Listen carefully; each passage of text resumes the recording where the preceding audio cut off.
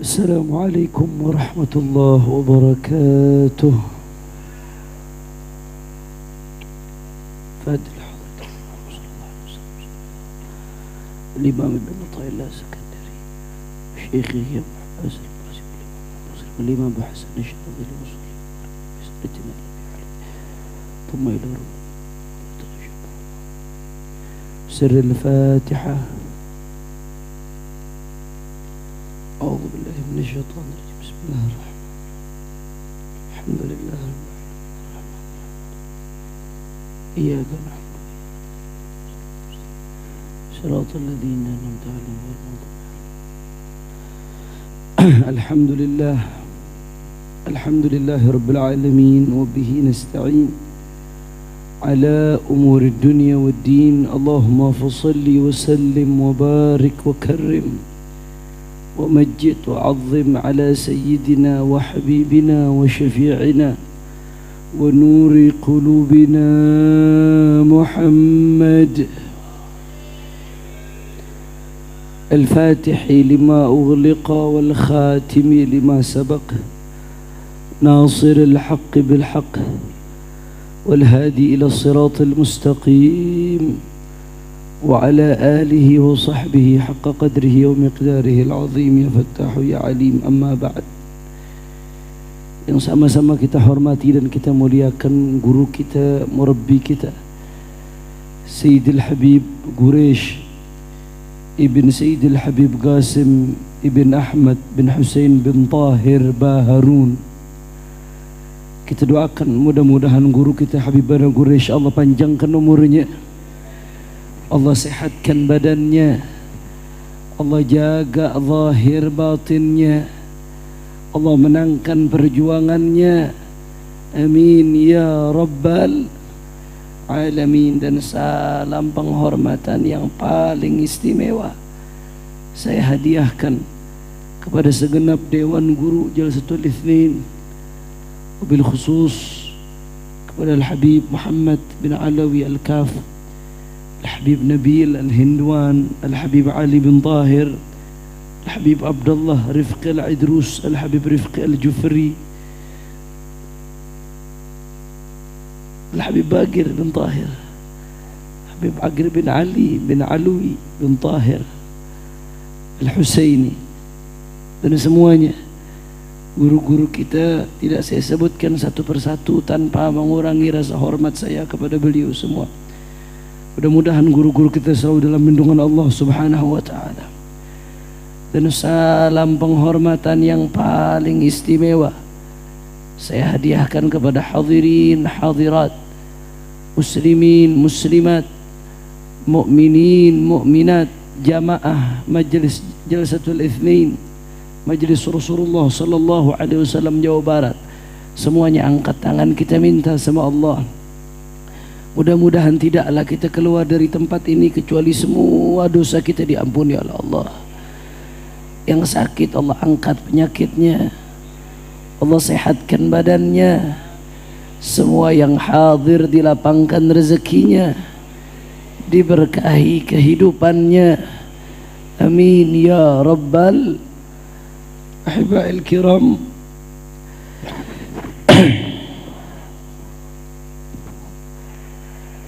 Masya kaki biar seger jadi gak ngantuk.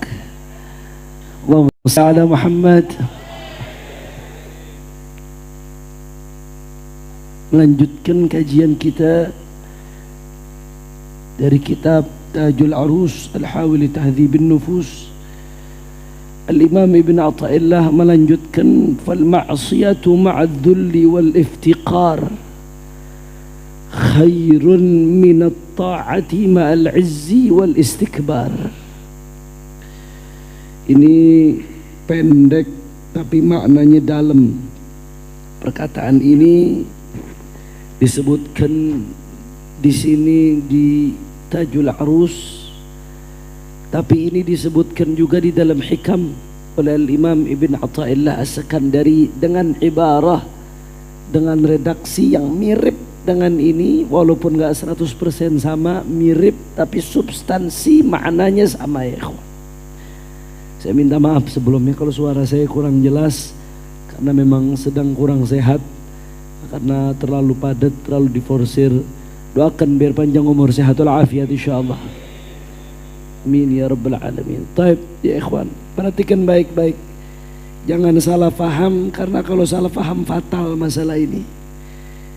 Ibn Athaillah mengatakan di sini, fal ma'siyatu ma'adz-dzulli wal iftiqar khairun minat ta'ati ma'al izzi wal istikbar. Jangan dipotong-potong ya, perhatikan baik-baik. Maksiat tapi ngerasa dirinya hina, ngerasa dirinya butuh kepada Allah, itu lebih baik daripada taat tapi merasa dirinya mulia dan sombong. Perhatikan baik-baik. Maksiat tapi ngerasa dirinya hina, ngerasa dirinya butuh kepada ampunan Allah, butuh kepada rahmat Allah, itu lebih baik kata Ibn Athaillah daripada ketaatan yang dibarengi dengan kesombongan, yang dibarengi dengan ngerasa dirinya mulia, ngerasa dirinya hebat.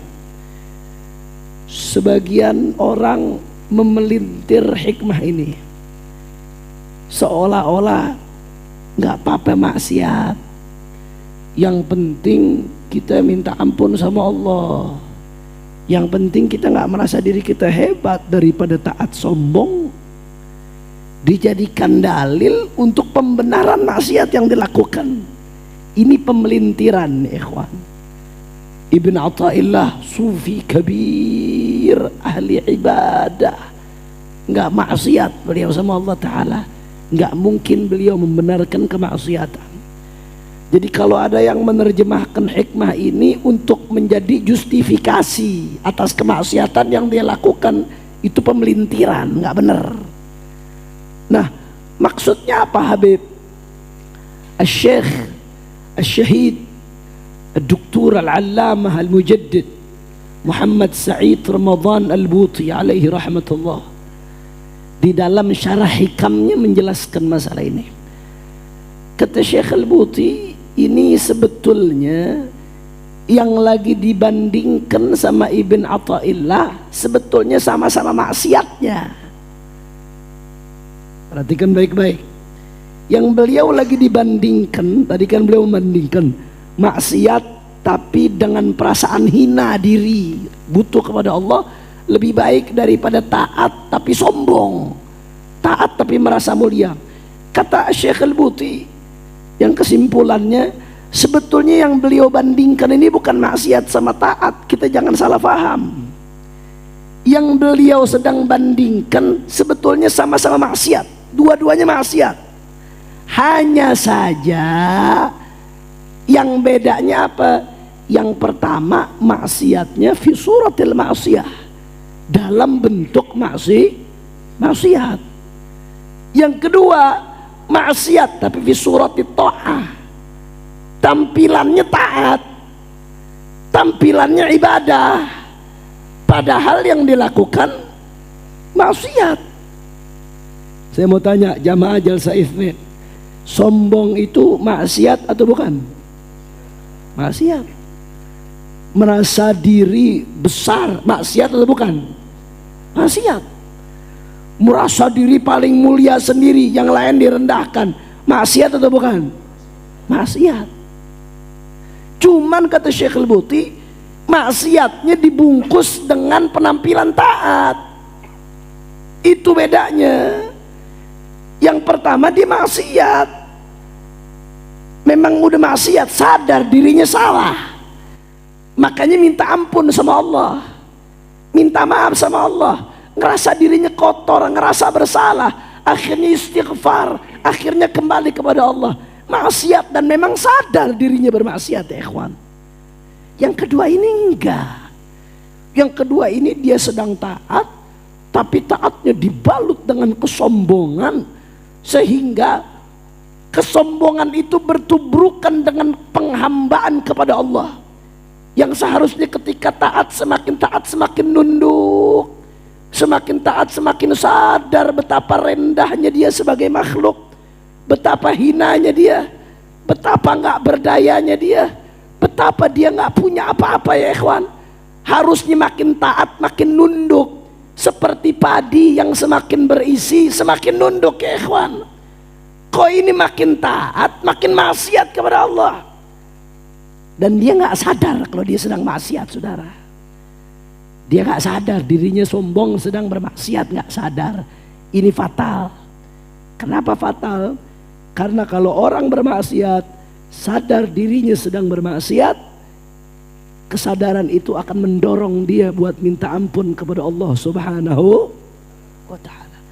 Tapi kalau ada orang maksiat, dia nggak sadar dirinya maksiat, dia merasa dirinya sedang taat, padahal dia sedang tenggelam dalam kesombongannya. Kesombongan yang menyebabkan iblis dikutuk sampai hari kiamat. Padahal ibadahnya iblis luar biasa, tapi kesombongan itu yang menyebabkan dia dikutuk oleh Allah ila yaumil qiyamah. Dibungkus oleh ketaatan. Nggak sadar ya ikhwan. Kalau orang nggak sadar dirinya sedang sakit, kira-kira berobat apa kagak? Nggak berobat. Orang nggak sadar dirinya salah, nggak bakal merasa salah. Kalau nggak merasa salah, nggak mau minta maaf. Kalau nggak mau minta maaf, nggak akan kembali kepada Allah Subhanahu wa ta'ala. Kira-kira jelas atau tidak? Saya kasih contoh sederhana, gampang. Ada sebagian ulama mengatakan mut'ah itu kawin kontrak. Dalam ahlus sunnah wal jamaah, bukan jumhur, sepakat. Ahlus sunnah wal jamaah, ulama sepakat. Yang namanya kawin kontrak tidak sah. Hukumnya zina, sepakat ulama tuh. Kawin kontrak nggak sah, hukumnya zina.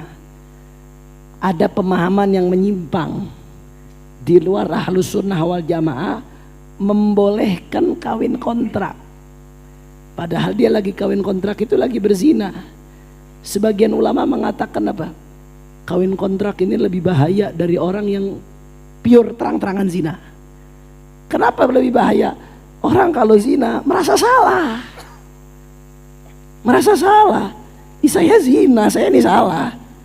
Saya harus tobat, minta ampun kepada Allah Subhanahu wa ta'ala. Tapi begitu kawin kontrak, padahal hakikatnya yang dilakukan zina, nggak merasa dirinya salah. Yang saya lakukan benar kok. Bahkan ada yang berkeyakinan mendapatkan pahala. Na'udzubillah min dzalik. Na'udzubillah min, bahaya kalau maksiat tapi nggak sadar dirinya sedang bermaksiat.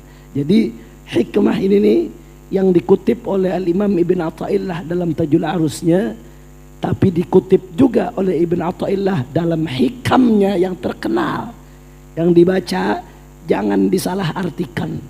Jangan sampai ada yang mengartikan hikmah ini mendingan maksiat tapi ngerasa hina daripada ahli taat, daripada sombong terus dijadikan dalil buat benarkan maksiat. La. Bukan itu poinnya. Bukan itu poinnya. Poinnya saudara adalah perasaan dirinya butuh kepada Allah, merasa dirinya rendah.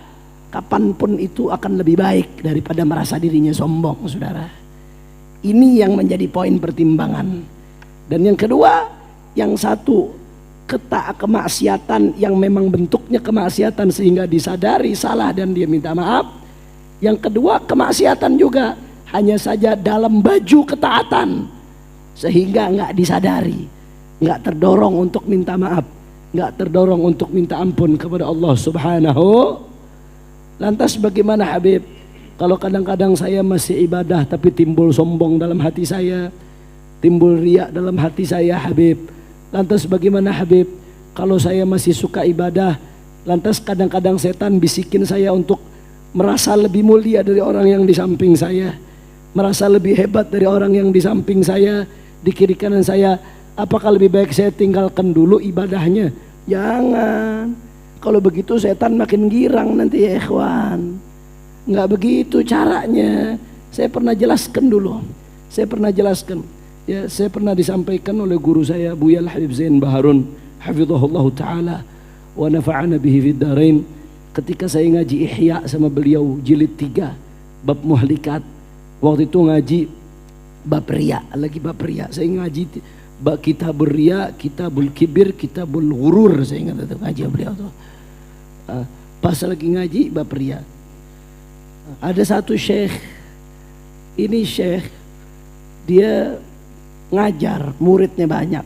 Ketika ngajar timbul di hatinya perasaan dia hebat, murid saya banyak, semuanya takjub sama saya.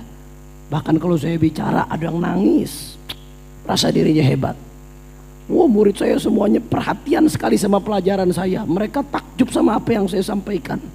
Merasa dirinya hebat ini syekh. Akhirnya di pertengahan ngajar, orang alim ini, orang alim, yang namanya orang alim itu pasti lintasan hatinya luar biasa. Dikit-dikit ada lintasan hati, dikit-dikit introspeksi, dikit-dikit berpikir, itu orang alim. Orang berilmu itu kalau memang dia ilmunya karena Allah Ta'ala, andai belok dikit cepat Allah tegurnya ya ikhwan. Karena ilmu yahrusuk wa anta tahrusul mal. Bedanya ilmu sama harta, ilmu tuh jaga kamu. Kalau harta kamu yang mesti jaga, makanya ilmu lebih afdal dari harta. Makanya orang alim tuh lintasan-lintasan hatinya luar biasa. Kadang-kadang orang alim inspirasinya berubah-berubah, ya. Kadang-kadang tahu-tahu ada arahan begini, ada arahan begitu. Karena memang tafakurnya orang alim itu luar biasa, ya ikhwan. Tafakurnya orang alim luar biasa. Ulama tafakurnya luar biasa. Nah, dia di pertengahan ngajar lintasan hati lagi. Lintasan hati kali ini, ya Allah, saya kok ngajar sombong ya. Saya kok ngajar ujub ya, saya ya riya ini. Saya ngajar biar dibilang hebat, bukan saya ngajar karena Allah ini. Apa gunanya kalau begini, nggak diterima ini ngajar saya sama Allah Ta'ala. Akhirnya karena timbul lintasan itu di hatinya, dia berhenti, udah dah majelis mendingan saya berhenti aja, stop sampai di sini. Kita taklimnya stop dulu sampai di sini, bertemu lagi di kapan waktu. Berhenti taklimnya, bubar, pulang dia ke rumah. Ini orang alim, abahnya ulama besar. Jadi abahnya alim, anaknya alim. Biasanya ulama yang alim, yang sepuh itu udah lebih dalam renungannya, khibrahnya, pengalamannya sudah lebih matang, rohaniyahnya sudah lebih kental. Orang alim makin sepuh makin kental, basirahnya makin kuat ya ikhwan. Masya Allah, mudah-mudahan kita dapat keberkahan ulama-ulama kita. Pulang ke rumahnya, ayahnya nanya, nak kamu nggak ngajar? Iya ya, tadi saya lagi ngajar. Pertengahan ngajar ya, saya merasa saya hebat, saya merasa saya dikagumi sehingga saya sombong ya, saya ujub. Akhirnya saya sadar kalau saya nggak ikhlas, buat apa saya ngajar? Ngajar saya nggak bakal diterima oleh Allah Subhanahu Wa Taala. Ayahnya dengar omongan orang tadi, senyum ayahnya. Kata ayahnya apa, nak? Ketahuilah, kata ayahnya, tadi itu waktu kamu merasa ujub, kibir, sombong, itu setan girang. Setan girang, seneng setan. Karena kamu ngajar bukan karena Allah, nggak bakal diterima. Setan girang, seneng.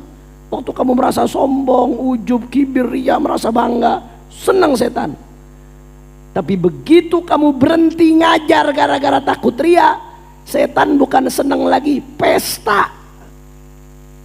Jadi kalau tadi yang pertama masih seneng setannya, yang kedua pesta, itu setan bukan lagi seneng. Kenapa pesta? Dia berhasil bikin kamu berhenti ngajar, bikin kamu berhenti dari kebaikan. Dia berhasil bikin kamu berhenti dari kebaikan. Gara-gara kamu berhenti ngajar, berapa orang yang akhirnya berhenti mendapatkan kebaikan? Berapa orang yang akhirnya harusnya dapat hidayah nggak dapat hidayah? Berapa orang yang harusnya dapat ilmu nggak dapat ilmu? Jadi tadi ketika kamu merasa sombong, merasa ujub, riya, setan senang. Tapi begitu kamu berhentikan dakwahmu, berhentikan pelajaranmu gara-gara takut riya, sombong, ujub, kamu berhenti, setan bukan senang lagi, pesta, saudara.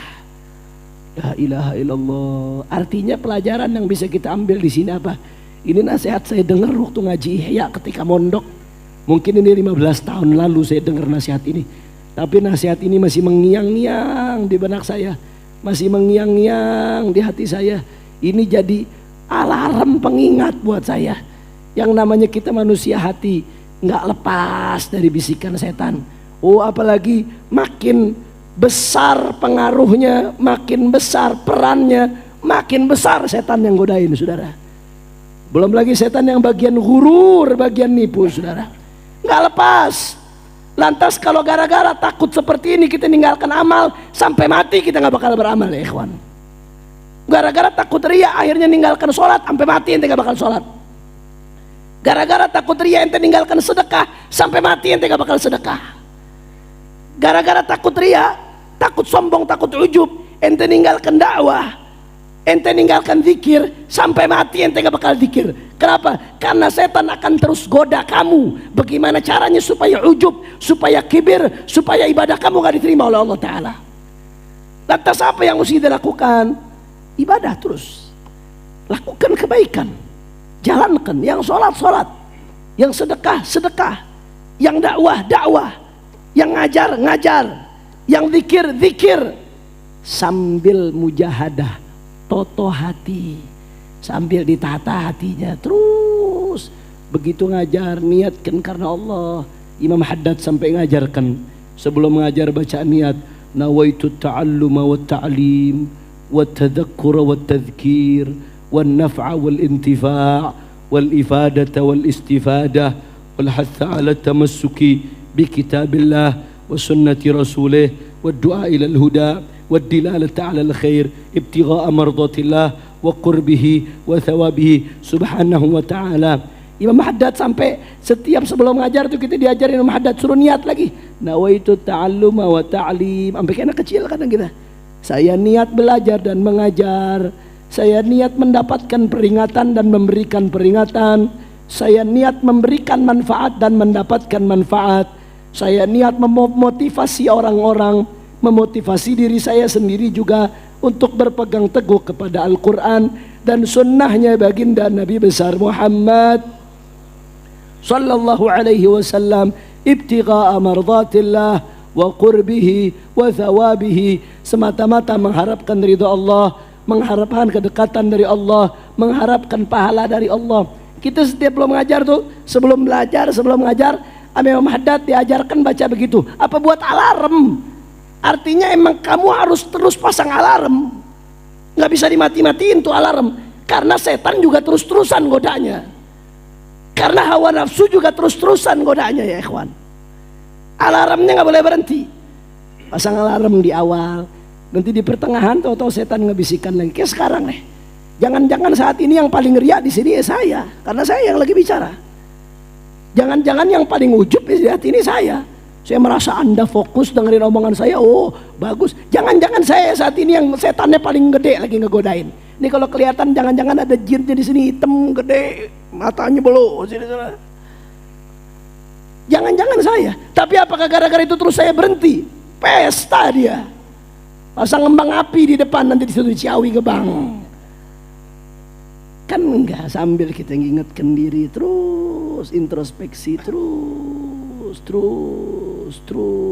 sambil ditata hatinya, sambil jalankan kebaikan, sambil ditata hati, sambil minta pertolongannya Allah Subhanahu. Kira-kira jelas atau tidak? Faham? Insya. Nah, jadi jangan disalahfahami, jangan disalahfahami ikhwan. Ibn Athaillah di sini mengatakan kemaksiatan yang dibarengi dengan merasa hina dan butuh kepada Allah itu lebih baik daripada ketaatan yang dibarengi dengan rasa sombong dan rasa mulia.